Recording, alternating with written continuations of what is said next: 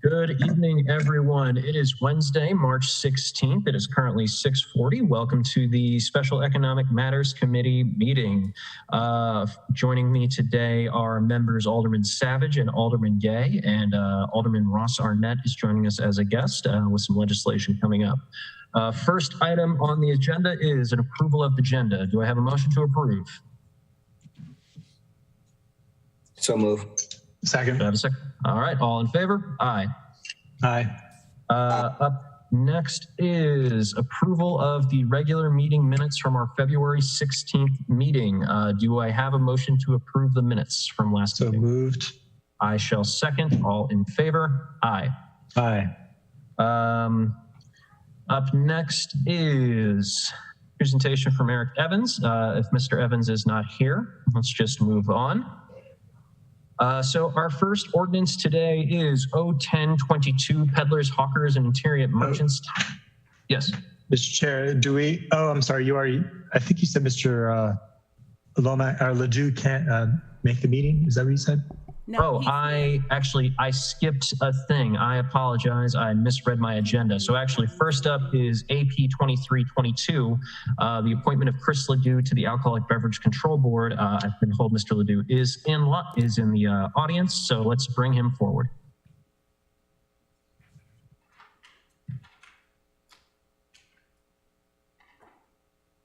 All right, we got his box. We just got to get his camera up.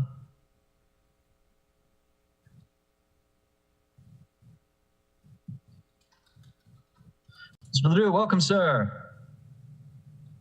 Good evening. Thank you for having me. Excellent. So thank you so much for your interest in this position. Everybody I trust has gone through your resume. Very impressive. One of the first questions I like to ask is what made you interested in this position? And then I'll pass it off to any of my other colleagues who may have other questions. Well, I don't know if it's so much this position or any of the many boards and commissions. I think that the City Council delegates great authority to all these various boards and commissions, and citizens have to step up and do their part. And there was an opportunity here to serve, and I'm willing to do it, and happy to help the City Council implement their policies around alcohol control and implement the laws and use my good judgment the best I can in a way that moves forward the policy of the council. So I don't want to lead you on to think that I'm dreaming of serving on this particular board or commission. I mean, I think there's plenty of equally, equal in equal standing that probably I'd be qualified for. So I'm happy to help. It's really not more complicated than that. So. Excellent. Thank you for your desire to help serve our city. Alderman Savage or Alderman Gay, do either of you have questions for Mr. Ledoux in this position? No, Mr. Chair. All right, Alderman Gay. Mr. Chair, as well. I think Mr. Ledoux does a great job of being involved with a number of pieces of legislation. Look forward to having him here. Excellent. Alderman Arnett, as our guest, do you have any questions for Mr. Ledoux? Oh, I'm totally opposed. We will. I don't want to take away his time providing counsel for me. All right. In that case, do I have a favorable motion? So moved. Do I have a second? Second. All right. All those in favor? Aye. Aye. Aye. Excellent. Congratulations, Mr. Ledoux. We will get your appointment through at our next meeting, and unless there's another committee you got to appear in front of, but thanks for your desire to serve. Thank you for your consideration and for your vote of confidence. Thank you. Excellent. All right. Now, up next, ID 5222, update from the Downtown Partnership. Kia, has Mr. Evans arrived? No, he is not here. All right, moving on. Now, 01022, peddlers, hawkers, and interior merchants time restrictions. Alderman Arnett, as the primary sponsor of this bill, would you like to give us a little presentation on it? Yes, it will be very brief. This is simply a recognition of the fact that some services by food trucks really should be allowed earlier. This happens to be a desire to have a coffee truck. And waiting until 8 o'clock to have a food coffee truck seems like you might miss the boat, and it doesn't seem like it's a onerous imposition on the community. And in fact, as we keep losing coffee shops, I think this will fill in a good need in the ward. So I'm supporting it. I like coffee. So I have no questions on this. I think the rationale makes sense. I'm excited about increased flexibility for potential food trucks and other things. Colleagues, do you have any questions for Alderman Arnett on 01022? I don't, Mr. Chair. This sounds good to me. Mr. Chair, I have a quick question. What are obviously, I'm assuming there are certain zones that these food trucks will be permitted in, that we won't get calls about 6 a.m. and they're outside of somebody's house? The only place in the city that food trucks are allowed is in Ward 8. That was a decision that was made years ago. There was a move to outlaw food trucks, and I objected to that. So at that time, the council said, fine, you can have them in Ward 8. I think food trucks do provide consumer choice. And in DC, and Brooks, you probably know this, a lot of actually decent consumer choice. And I'm very much in favor of offering our constituents and visitors the optimum amount of choices. I think food trucks are a good thing. And I think this would be a good welcome addition to the ward.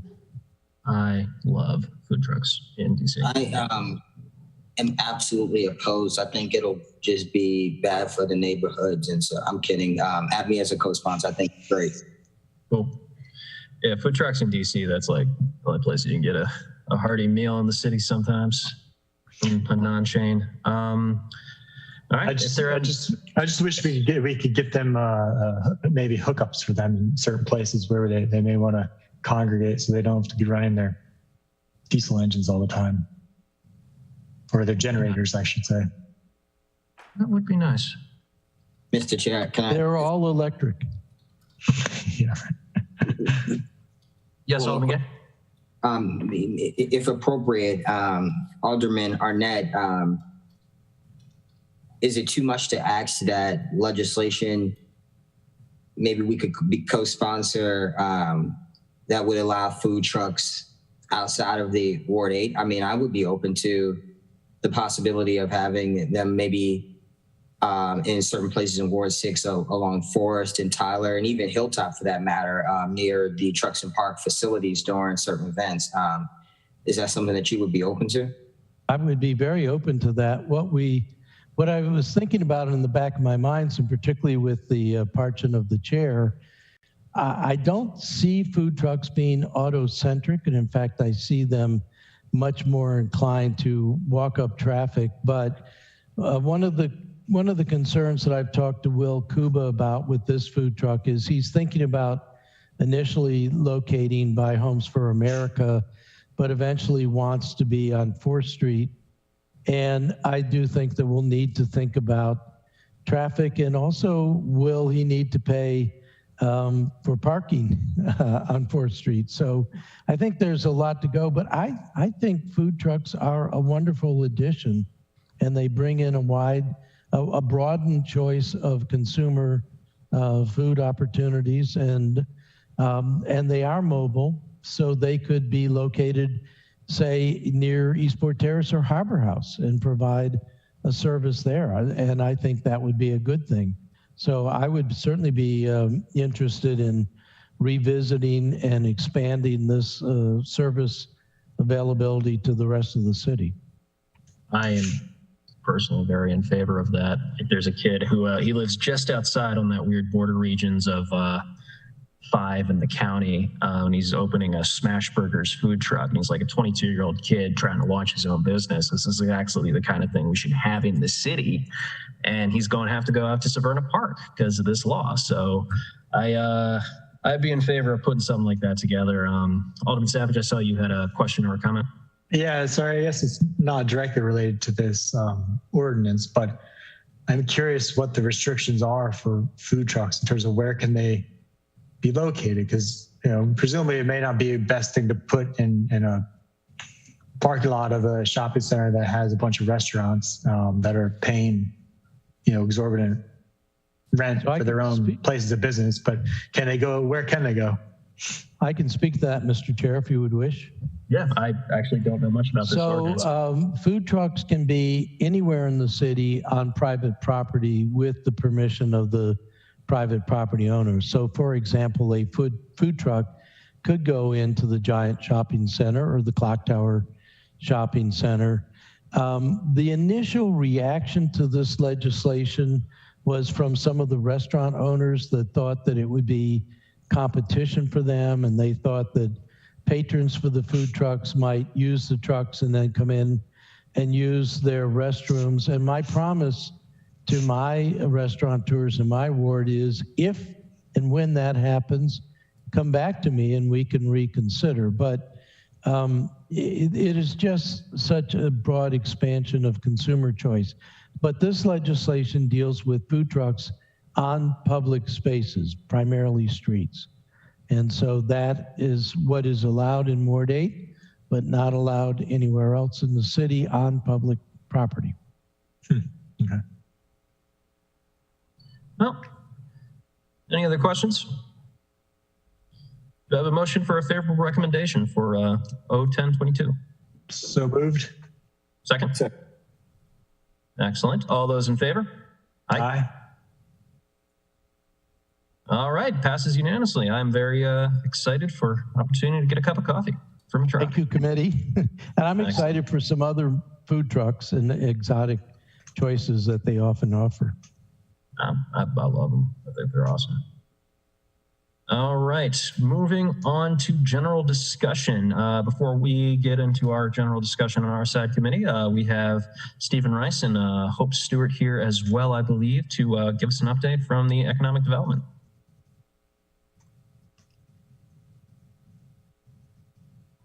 Or do we? Oh, there they are.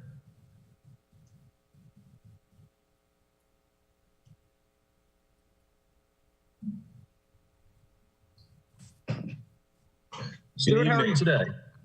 Mr. Bryce, how are you? Good. Excellent. So, guys, what's going on in the world of Annapolis economic development? Well, things are going pretty well. During the month of January and February combined, we've had 16 new expanding or relocating businesses. Our citywide vacancy rate is 5.1%. That's a combined vacancy rate. And so we had one ribbon cutting during the month of February. That was on the 24th. That was for Fresh Healthy Cafe. Hope and I provided assistance to a total of 35 businesses during the month of February. Also, we were able to complete the recommendations for loading zones and the outside dining working group and submit those to the city manager. So all told, I think things are pretty rosy when it comes to economic development and the city of Annapolis. Excellent. Could you tell the members of the committee just some of the work that we've been doing, meeting with Mr. Gibbons and the economic gardening program, or the potential for it? Because I'm very excited about this potential pilot.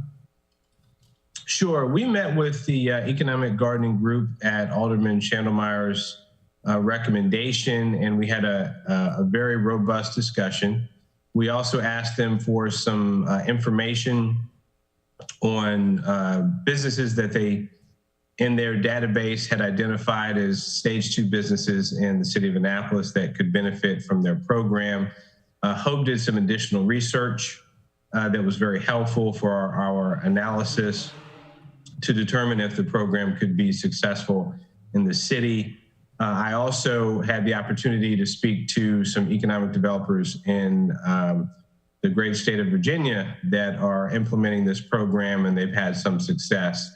So all told, based upon our conversations and research and talking to different people, we think that this is something that could be very positive for the city. And specifically, at least, as far as I understand it, economic gardening consists of identifying businesses that are not stage 1, not stage 3, but stage 2. These are businesses that have had a decent amount of success, but they could use some sort of support to catalyze exponential growth. And there's an economic, I don't want to say theory, but there's a set of economic thinking, out in the greater community that says that, you can try to recruit businesses, that takes a lot of effort, a lot of energy. It's better to maybe focus on homegrown businesses that have potential for exponential growth, because those businesses are already located within your community. If they can get on a certain trajectory, they will actually hire a lot of people locally, and that will have a large economic impact in your community. So the economic gardening program is designed to do just that. And I don't want to call it consulting, but it's working with this group. They would bring in, expertise to help businesses that we've identified get to the next level.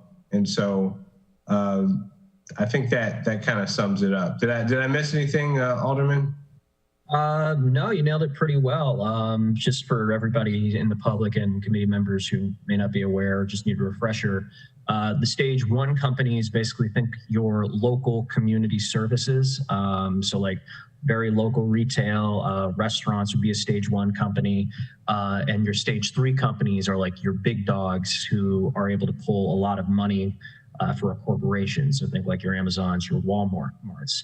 So the stage one companies, it's a local service, community money's basically going to be coming in the community and going back out into the community. If you think of this as like a bathtub, it's water that's just kind of stays into it. Stage three companies, you have money leaving, traditionally you have money leaving your community to go somewhere else for those stage three companies. So that's water going down the drain. So the goal of this program with the stage twos that we have here locally is to help something that's in there and then try to get money from other communities to come into here. So not only are we sustaining local community dollars and keeping money in our community, we're also having money from outside of it come back in to fill the bathtub back up. It's something that I'm really excited about. If you guys want like some more information, just shoot me an email and I can send you like the podcast where I first found out about this stuff. And Mr. Gibbons from the Economic Gardening Foundation. Mr. Rice, do you think that we could implement the pilot program within the next fiscal year? This is something that I would be very excited about now that it's post-COVID world for the most part, and we can look for new innovative ways to grow our local economy. It's something I want to try and I'm very excited about. Would this need an amendment to the budget, an item in the budget? Is this something that can be handled entirely on your side and we just have to talk to the administration about letting you implement it? What's the best way to get this forward? So I definitely think that we could do it within the fiscal year, assuming that we can get buy-in from the businesses that we approach and provide this essentially a free service. As far as the best way to get it done, I did reach out to the Office of Law and was referred to the finance director and have communicated with her today. I'm not exactly sure what the best route is. I'm not sure if a budget amendment would be needed, or if you could just add the line item or the budget, increase our budget to the appropriate amount, and we could move forward in that fashion. I'm awaiting to hear a final word. I am trying to find the price point that Mr. Gibbons quoted us at. Mr. Rice, do you remember? About 21,000. Yep. So that would be for the pilot program, a small bet to see if this is something that works, takes flight here, and if we want to expand it out or keep it going. Mr. Rice, would you offline be willing to email me, Director Dickinson and Attorney Lyles and City Manager General, or anybody else in the administration that we need to talk to try and get that meeting set up and figure out what we got to do? Sure. I'm hoping to hear back from the finance director tomorrow. and with clarity on how to move forward. But absolutely. Excellent. Can I be looped into that as well? I'm an advocate of this as well. Yeah. And any outreach to the businesses, I'd appreciate, because I'd love to get a chance to chat with them. Members of the committee, do you have any questions for Mr. Rice, either on this program or on just anything else on the state of the city economic development? None from Alderman Sapp. Chairman, one question. Just wondering where we stand as it relates to minority business programming and availability of funds for startups and the services related to opening a business here in the city. So I hope we'll have more to speak about minority business programming, but we, as the city of Annapolis and specifically economic development with our budget, we have been very supportive of the IVP program, and we are partners in the IVP program, which is the Inclusive Ventures program. This is a program that is managed by Anne Arundel Economic Development Corporation to support women-owned, veteran-owned, and minority businesses. That it's essentially a business development program. At the end of it, each business is awarded $5,000 that they can apply towards their business without any sort of restriction. So the program has been very successful. This is the third cohort, as I recall, and we have supported the last two. So that's our a big minority business program that we champion and that we're very proud of. And I know Hope has some things that she can share about some recent developments. Yes, so we recently had a meeting with representatives from Whiting Turner. They're the ones doing the construction on the Maryland Legislative Building and also the Hillman Garage and City Dock. So what we want to do is be sure that we've got enough procurement opportunities for women and minority businesses. So we've updated our minority business resources page to have this information and contact information for anybody who's interested in participating. And we will continue with our outreach. That sounds great. I'd love to follow up on the IBM program, or what was it? IVP, IVP, I'm sorry. Program. I said IBM, I'm thinking of the computer.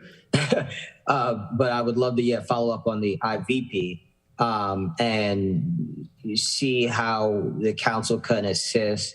I think it's critically important. I'm actually helping a constituent now who's opening a business off of Gibraltar, and the process has been interesting and very costly. And so I'm thinking of others who may be trying to do the same thing and just the difficulties that they've had navigating the process. So that would be great to follow up on as well. And also the Whiting Turner as well. I'm very, very interested in that. Obviously, they have been selected. The contract has been signed. I sent to my colleagues on the council and the city manager a report of a lawsuit from a project that they were just recently involved in Tennessee as it related to racial discrimination on the job site. And they did send a letter back saying that, they were opposed to racial discrimination in the workplace and that they would work to fix, any issues that may arise in the future. So I think we should just, hold them accountable for that. No harm, no foul, right? But to that point, I would like to still see our communities able to take advantages of some of these job opportunities that will arise in the next couple of months related to the Hillman Garage and City Dock projects. And Sorry, Ms. Stewart, you. Oh, I was just going to add in, if you all have any constituents who are having trouble navigating a startup process, we have a great relationship with the Small Business Development Center, and their business counselors are trained to help these startup businesses with either business plans, understanding financing, resources, and other avenues. So we're happy to put them in touch. So should I send you their contact or should I maybe introduce you all via email and you could, or how should I do that? Yeah. Either way works. Okay, perfect. And all right. Any other questions from members of the committee? Alderman Arnett, do you have any questions for Mr. Rice and Ms. Stewart? No, thank you, Mr. Chair. Excellent. Moving on, and that is, unless my colleagues have anything else they want to bring forward for a general discussion, I think we conclude the meeting. Yes, Alderman Arnett. I'd like, for the good of the order, to remind everybody that we have a very important work session tomorrow, and Melissa Maddox Evans sent us a lot of material, some of it disheartening about our compliance with the consent decree. And I know I'm trying to pile through.